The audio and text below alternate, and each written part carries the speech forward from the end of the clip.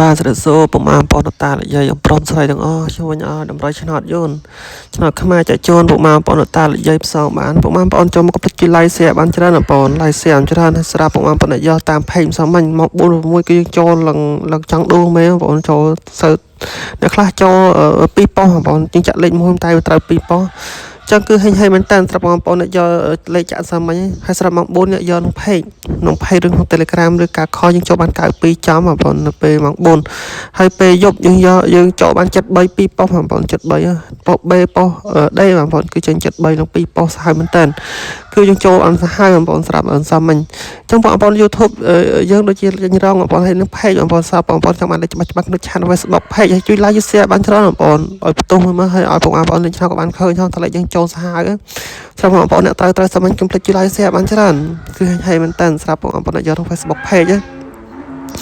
អធិស្ឋានលើមីក្រូហើយសារ YouTube ចឹងវាដូចជាស៊ីមួយក្រុមបងប្អូនវាយើងឲ្យ88ទៅវាមក87នៅប៉ុស A ពេលយប់ចឹងស្រាប់59វាដូចជានេះបងប្អូនដូចជាមក59វាយើងឲ្យ57ទៅ59យើងចូលខ្ទង់បងប្អូនស្រាប់លេខ VIP ចឹងចឹងមួយទៅសំវងមកបងប្អូនចឹងឆាត់ទៅតាម Telegram អាចឆាត់មក097 473 478បង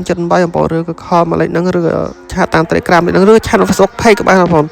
ភាគច្រើនគឺអ្នកឆាត់ page គឺលេខគឺល្អមែនតើបងប្អូនខ្ញុំលេខឲ្យ VIP បងប្អូនយកច្បាស់ចឹងកុំភ្លេច like share បានច្រើនបងប្អូនយើងចូលតម្រុយថ្ងៃទី3បងប្អូនកុំភ្លេច like share បានច្រើន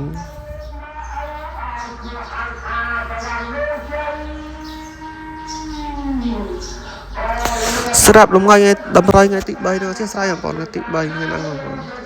ជាស្រ័យបងប្អូនស្រាប់ថ្ងៃហ្នឹងយើងមាន97 45 35